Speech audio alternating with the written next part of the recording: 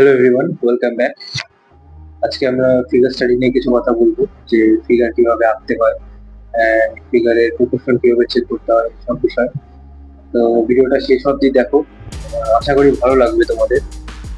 যদি কিছু শিখতে পারো বা কিছু ইনফরমেটিভ মনে হয়, আমার চ্যানেলটিকে সাবস্ক্রাইব করো, লাইক শেয়ার করো, আর আমার বাকি যে সোশ্যাল মিডিয়া প্ল্যাটফর্মগুলো আছে ওগুলোকে ফলো করো।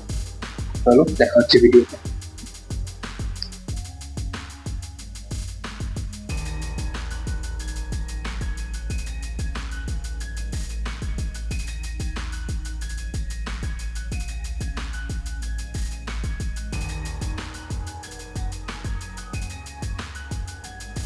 ফিগার স্টাডি করার ক্ষেত্রে আমি যে নিয়মটা অ্যাপ্লাই করি সেটা হলো, আমি আগে আউটলাইন বানাই।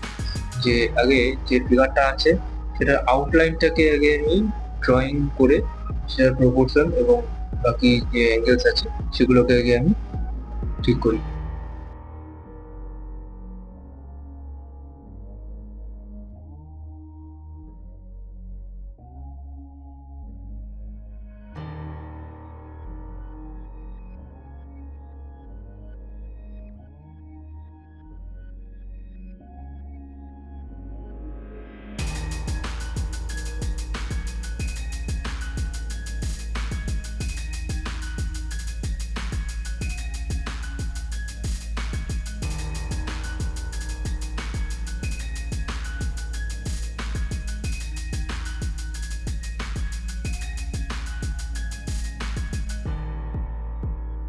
এখানে মানুষটা কোন পজিশনে বসে আছে এটা যেমন আমার মাথায় চলছে, এবং আমি রেফারেন্স দেখে বুঝতে পারছি যে হ্যাঁ, মানুষটা এরকম পজিশনে বসে আছে। সেটাকে মাথায় রেখে আমি আগে আউটলাইন গুলো বানিয়ে নিয়ে সেটার প্রপোর্শনটাকে চেক করছি।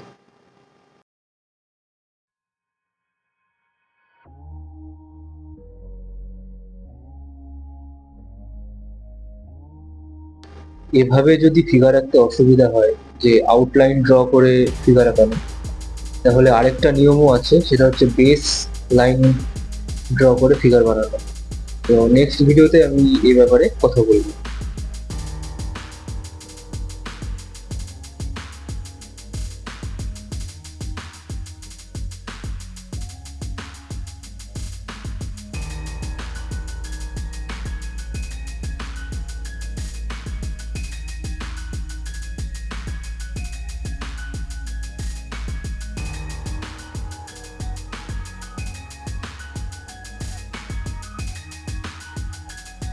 তো এভাবেই একটা আউটলাইন ড্র করে তোমরা ইজিলি একটা ফিগার স্টাডি করতে পারো।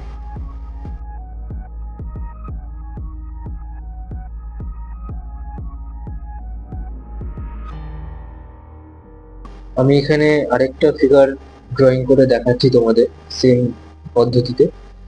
তোমরা যদি চাও আমার সাথে সাথে ড্রয়িং করে চেষ্টা করতে পারো ফিগারটাকে বানানো। অ্যান্ড ভিডিওর শেষে তোমরা তোমাদের ড্রয়িংটা কমেন্ট সেকশনে দেখাতে পারো, বা কমেন্ট করে আমাকে জানাতে পারো যে তোমরা ড্রয়িংটা করতে পারলে কি পারলে না।